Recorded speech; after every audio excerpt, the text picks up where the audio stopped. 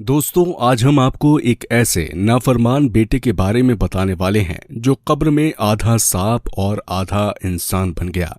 तो ये सब कैसे हुआ, आइए जानते हैं। आप इस वीडियो को लाइक करें या ना करें, यह आपकी मर्जी है, लेकिन आपसे गुजारिश है कि इसे आखिर तक जरूर सुनें। कहा जाता है कि किसी गांव में एक बेवा औरत रहा करती थी। उसके शौहर का इंतकाल उस वक्त हो गया था जब उसके पेट में उसका बच्चा था, यानी बच्चे की पैदाइश न हुई थी। शौहर के मरने के बाद बच्चा इस दुनिया में आया। उसके शौहर ने विरसे में एक मकान छोड़ा हुआ था जिसमें वो औरत रहा करती थी। लेकिन कहते हैं कि रखे रखे तो कुआं भी खाली हो जाता है, और वही हुआ उस औरत के साथ। उसका शौहर जो थोड़े बहुत पैसे छोड़ गया था, वो पैसे खत्म हो गए। अब उसे अपने बेटे को पालना था। माँ ने बेटे की खातिर मेहनत मजदूरी करना शुरू कर दी। वो अपनी पीठ पर भारी भरकम सामान उठाती और उसे एक जगह से दूसरी जगह लेकर जाती। इस तरह मेहनत मजदूरी करके दिन भर की थकी हारी वो बेवा औरत अपने घर आती और अपना और अपने बेटे का पेट पालती। लोगों ने उसे कई बार कहा कि तुम्हारा एक ही बेटा है, तुम अभी जवान हो, शादी कर लो। लेकिन वो कहती कि मैं अपने बेटे के सर पर सौतेले बाप को नहीं लाना चाहती। बेहतर है कि मैं सब्र कर लूं। अगर सौतेले बाप ने उससे मोहब्बत ना की तो ये बात मैं बर्दाश्त नहीं कर सकती। बहरहाल जिंदगी गुजरती रही। बेटा माँ की मोहब्बत में पल रहा था, लेकिन वो दीनदार औरत जो रात के एक तवील हिस्से में इबादत करती और दिन भर मेहनत करती, उस माँ की मोहब्बत का सिला उस बेटे ने कभी अच्छे अंदाज में न दिया। वो बेटा बचपन से ही गुस्ताख, बदतमीज और बदजुबान था। अपनी माँ से बदतमीजी करता, औरत जात की इज्जत नहीं करता था। उसकी माँ उसको समझाती कि बेटा अपनी जुबान को नर्म रखो, अपने आप को काबू में रखो। अल्लाह बहुत बड़ा है, मेहरबान है। मैं तुम्हारी माँ हूँ, तुमसे मोहब्बत करती हूँ। तुम्हारा बाप एक शरीफुन नफ्स इंसान था, तुम्हारी माँ भी ऐसी नहीं है, इसलिए हमारे नेक रास्ते पर चलना। बेटा अपनी माँ की बात एक कान से सुनता और दूसरे कान से निकाल देता, बल्कि माँ जिस काम से उसे रोकती वो वही करता। इसी वजह से वो बचपन से ही नशे की लत में लग गया और नशा करने लगा।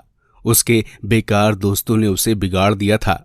उन्हीं दोस्तों में से उसकी मुलाकात एक औरत से हुई। वो औरत बहुत ही तेज तर्रार थी। उसको पता था कि वो अपनी माँ का इकलौता लाल है और उसके विरसे में एक मकान मौजूद है।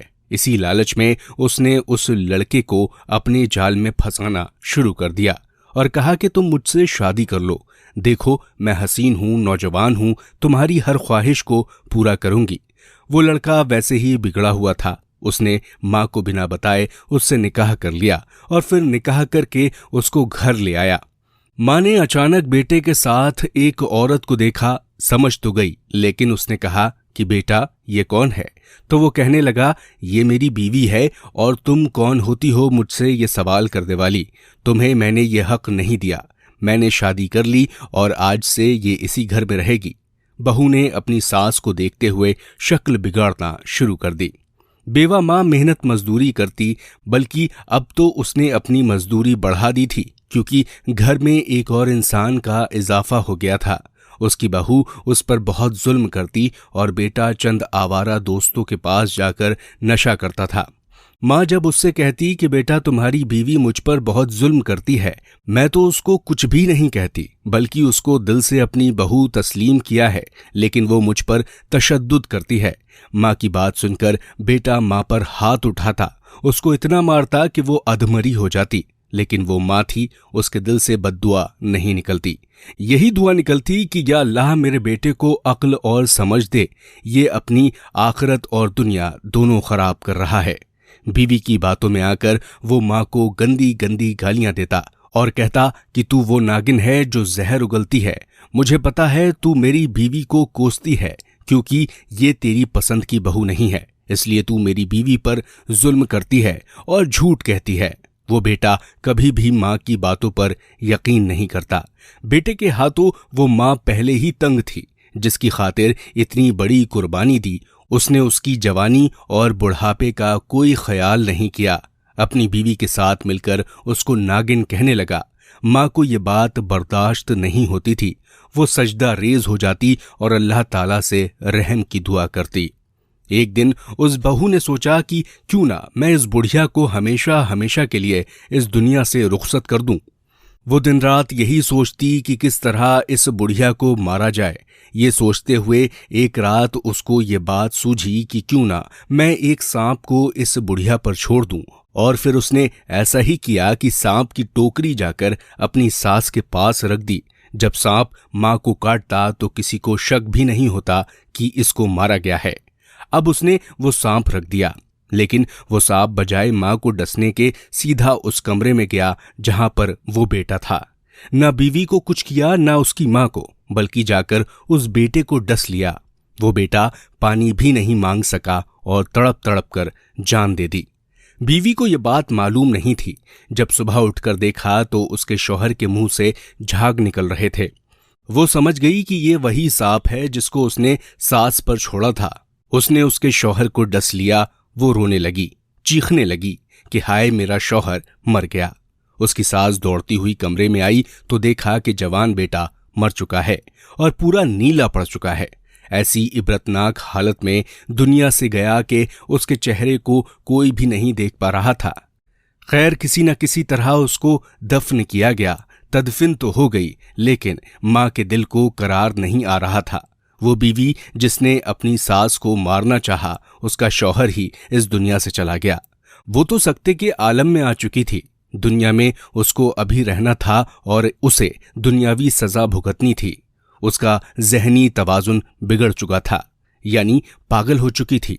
लेकिन माँ जो अपने बेटे को हर दम याद करती थी। एक रात उसके ख्वाब में वो बेटा आया। उसने क्या देखा कि बेटा कमरे के वीराने में है और उस वीराने में हर जगह कांटे उगे हुए हैं और उस कांटों के दरमियान उसकी कब्र है और उसकी कब्र में आग लग रही है और वो आग आसमान तक जा रही है। वो आग ऐसी लग रही थी जो दुनियावी आग नहीं थी, बल्कि वो जहन्नम की आग थी। फिर दूसरा मंजर आया कि उसके बेटी की कब्र फटी और उस कब्र में से सांपनुमा इंसान निकला, यानी कि जिसका मुंह सांप जैसा था और उसका आधा जिस्म इंसान जैसा था।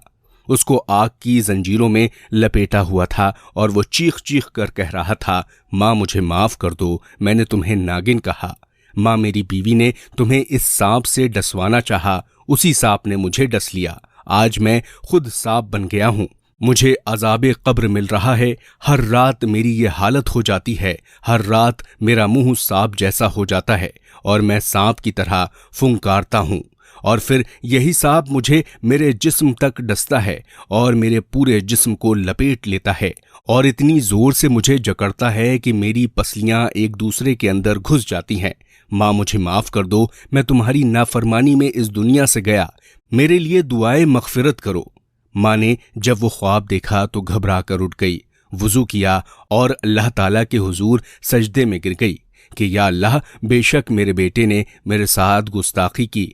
बेशक वो मुझे सांप से मिलाता था, लेकिन मैंने उसे बद्दुआ ना दी। मैं माँ हूँ, आज अपने बेटे को इबरतनाक हालत में देख रही हूँ। मेरे बेटे पर रहम फरमा, मेरे बेटे के हाल पर रहम फरमा। माँ की दुआ जरूर कबूल होती है, लेकिन अभी कुदरत को और इंतकाम लेना था। वह माँ है, बख्शवा ही लेगी, मना ही लेगी अल्लाह को, क्योंकि वो उसका लाल उसका बेटा था। लेकिन दोस्तों, ये वाकया सुनकर हर एक को इबरत हासिल करनी चाहिए। वालिदैन की दुआ में बहुत ताकत होती है।